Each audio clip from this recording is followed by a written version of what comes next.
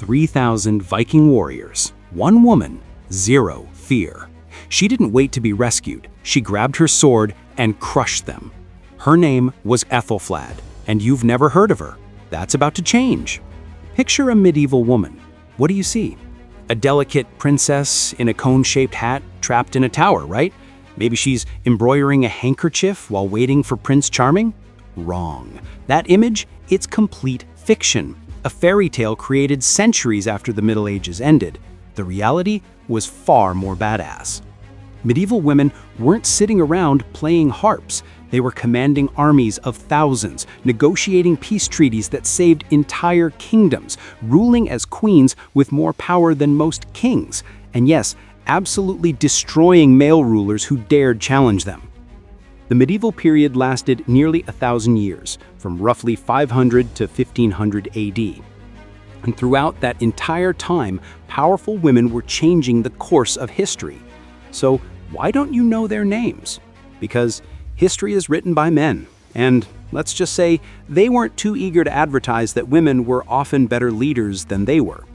But today, that changes. Let me introduce you to 5 medieval women who were so powerful, so strategic, and so absolutely brilliant that male rulers literally trembled at the mention of their names. Woman number 1, Æthelflæd, the lady who saved England. Let's start with arguably the most underrated warrior queen in European history, Æthelflæd of Mercia. Born around 870 AD, Æthelflæd was the daughter of Alfred the Great. But unlike most medieval daughters who were married off for political alliances, Æthelflæd had other plans. When her husband died, instead of remarrying and handing power to a new man, she declared herself the sole ruler of Mercia, one of the most powerful kingdoms in England. The reaction? Pure chaos. Male nobles were furious. The church was scandalized. How dare a woman rule without a husband? But here's what they didn't understand. Æthelflæd didn't need a man. She was already 10 times the leader any of them would ever be. At this time, England was under constant attack by Viking invaders. These weren't small raiding parties. We're talking about massive Norse armies that had already conquered huge portions of Britain. Most rulers were cowering behind their castle walls, hoping the Vikings would just go away. Not Æthelflæd. She went on the offensive. First, she did something no other English ruler had thought of. She built a network of fortified towns called burhs across her entire kingdom. These weren't just simple forts. They were strategic strongholds positioned exactly where they could defend against Viking invasions. 30 fortresses, all strategically placed, all heavily defended. But Æthelflæd didn't stop there. She personally led her armies into battle. Let me repeat that. She personally led her armies. We're talking about a woman in the year 900 AD wearing armor, riding into battle alongside thousands of soldiers, fighting Vikings in hand-to-hand combat. In 917, she recaptured Derby from Viking control, then Leicester. Her military campaigns were so successful that even the Vikings of York, the most powerful Norse settlement in England, were prepared to submit to her rule. Think about that. Viking warriors, the most feared fighters in medieval Europe, were ready to bow down to a woman. Sadly, Æthelflæd died in 918, just before she could unite all of England under her rule. But her brother Edward, who became king after her, couldn't have done it without her military genius paving the way. Without Æthelflæd, England as we know it might not exist. She saved her kingdom from Viking conquest through pure strategic brilliance and unmatched courage. And yet, how many history books mention her name? Barely any. But now you know. The woman who saved England from the Vikings wasn't a king. It was a queen named Æthelflæd. Woman number 2, Eleanor of Aquitaine, the queen who ruled 2 kingdoms. If Æthelflæd was the warrior, Eleanor of Aquitaine was the master strategist. Born around 1122 in France, Eleanor inherited one of the wealthiest and largest territories in medieval Europe, the Duchy of Aquitaine. This made her the most desirable bride on the continent. At age 15, she married Louis VII and became Queen of France. But Eleanor had zero interest in being a decorative queen sitting pretty at court. She wanted power, real power. So when the Second Crusade was announced, Eleanor didn't just wave goodbye to her husband. She packed her bags, assembled her own army of Aquitanian soldiers, and rode to the Holy Land herself.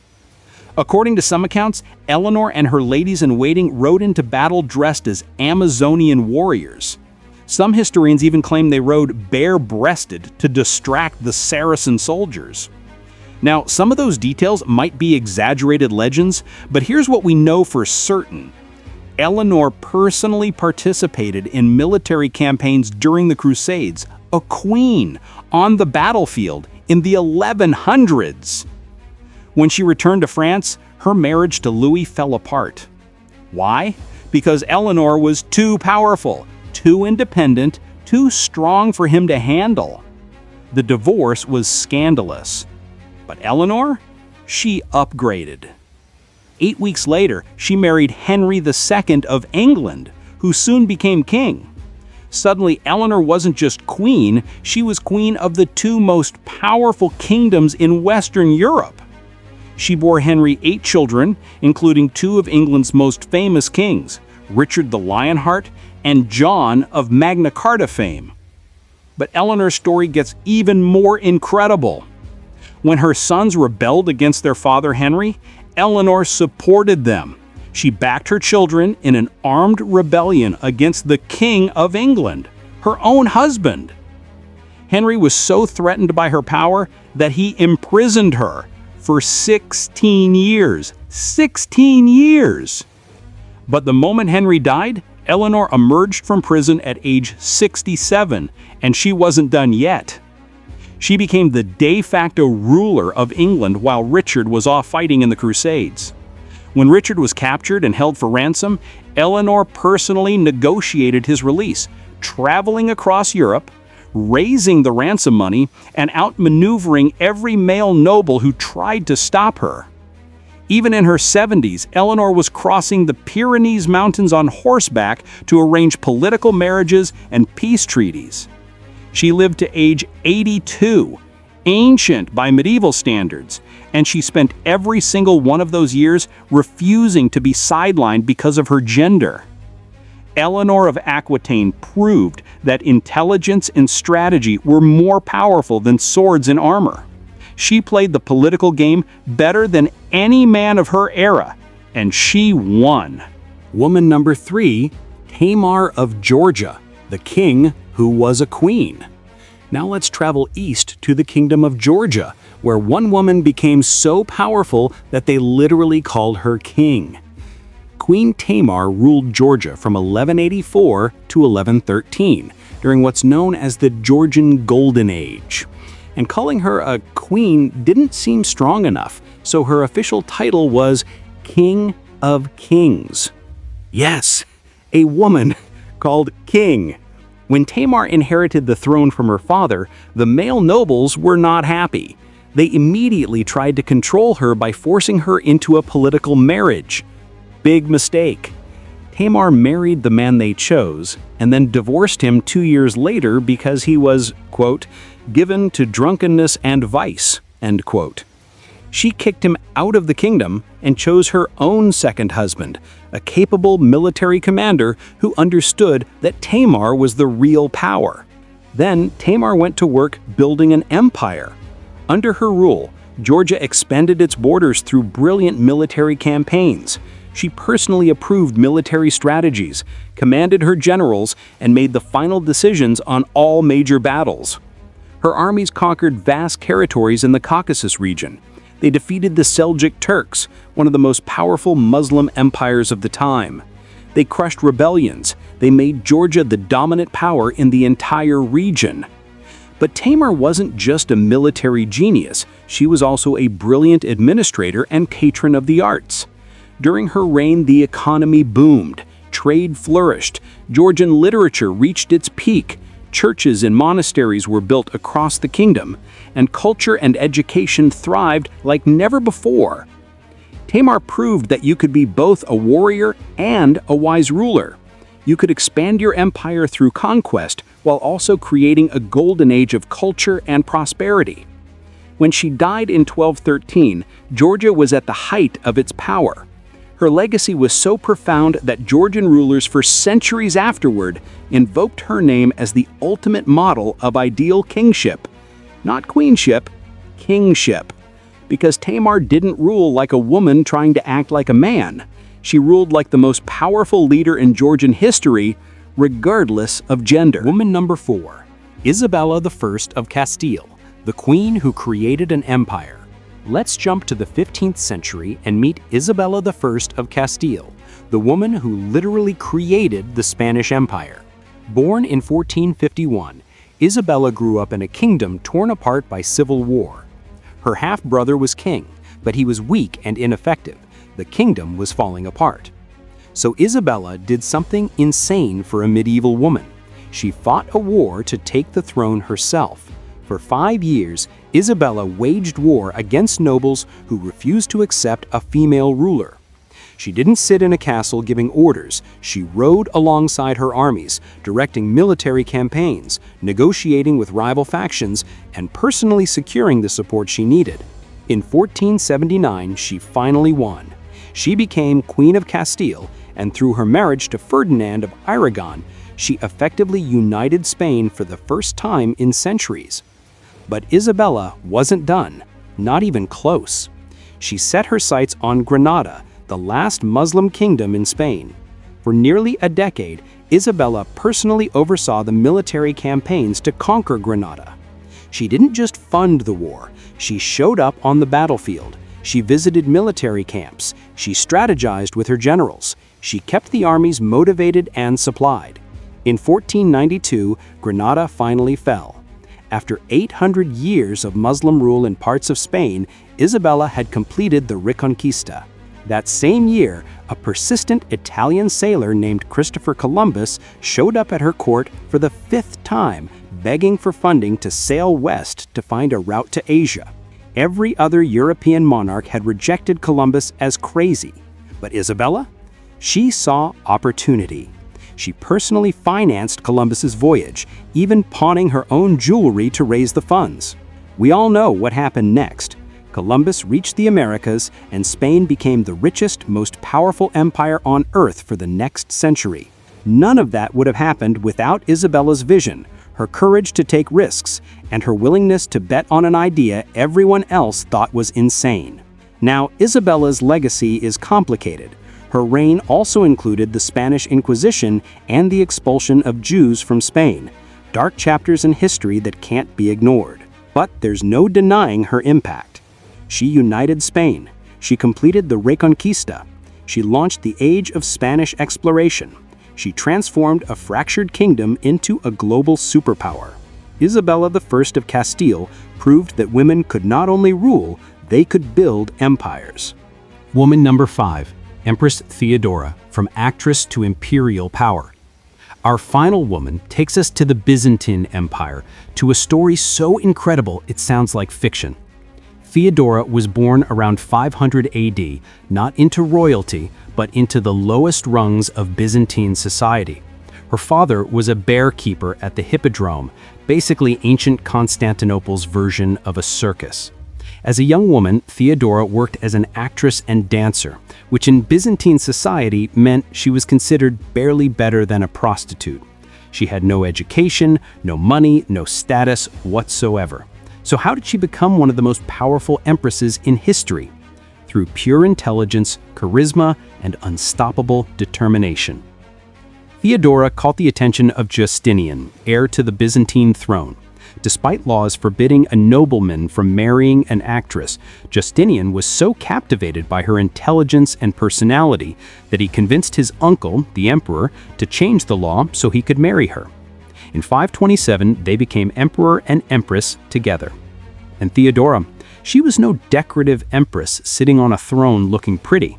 She was Justinian's equal partner in ruling the largest empire in the world. But her greatest moment came during the Nika Riots of 532. A massive rebellion erupted in Constantinople. The entire city was burning. Rebel mobs were slaughtering imperial guards. The Senate had abandoned Justinian. Justinian's own advisors told him to flee the city. The emperor was literally packing his bags to escape. And then Theodora stood up and delivered one of the most badass speeches in history. "I do not choose to flee. Those who have worn the crown should never survive its loss. If you wish to save yourself, Caesar, there is the sea, there are the ships. But I shall stay. I love the old saying, the purple makes the best burial shroud." Translation: I'd rather die as empress than live as a coward. Her courage shamed Justinian and his generals into action. They stayed, they crushed the rebellion, they saved the empire. If Theodora had fled with Justinian that day, the Byzantine Empire would have fallen 900 years earlier than it actually did. For the rest of her reign, Theodora used her power to reform laws that protected women's rights, ban forced prostitution, create homes for former prostitutes to start new lives, influence religious policy across the empire, and serve as co-regent and equal partner to the emperor. She went from being the lowest member of society to co-ruling the most powerful empire on earth. And she saved that empire through sheer force of will and courage when everyone else, including the emperor himself, wanted to run away. Theodora proved that power isn't about where you're born, it's about who you become. So there you have it, 5 medieval women who absolutely crushed male rulers and changed the course of history. Æthelflæd, who saved England from Vikings through military genius. Eleanor of Aquitaine, who ruled 2 kingdoms and outplayed every man in the political game. Tamar of Georgia, who became King of Kings and led her empire to its golden age. Isabella of Castile, who united Spain and launched a global empire. And Theodora, who rose from poverty to save the Byzantine Empire through sheer courage. These women didn't wait for permission. They didn't apologize for their ambition. They didn't let men tell them what they could or couldn't do. They saw power and they took it. They faced enemies and they crushed them. They had a vision for their kingdoms and they made it reality. And here's the thing that should make you angry. You almost never hear these stories. Schools don't teach them. History books barely mention them. Popular culture ignores them. Why? Because for centuries, male historians decided these women were too threatening, too powerful, too dangerous to celebrate. But we're not going to let their stories stay buried. Here at Ages Explained, we're committed to uncovering the real history, not the sanitized, male-dominated version you learned in school. So here's what I need you to do. First, smash that like button if you enjoyed learning about these incredible women. It helps the algorithm show this video to more people who need to hear these stories. Second, subscribe and hit the notification bell because next week we're diving into even more powerful medieval women that history tried to erase. Trust me, you don't want to miss it. Third, drop a comment below. Which of these 5 women impressed you the most? Or better yet, tell me about a powerful medieval woman you know about that we should cover in a future video. And finally, share this video. Send it to your friends, your family, anyone who still thinks medieval women were helpless damsels waiting to be rescued. Let's make sure these women get the recognition they deserve. Remember, history isn't just about kings and knights. It's about queens and warriors. It's about women who refused to be sidelined, who fought for power, and who changed the world. And their stories deserve to be told. I'm Michael, this has been Ages Explained, and I'll see you in the next one where we continue uncovering the truth about medieval history.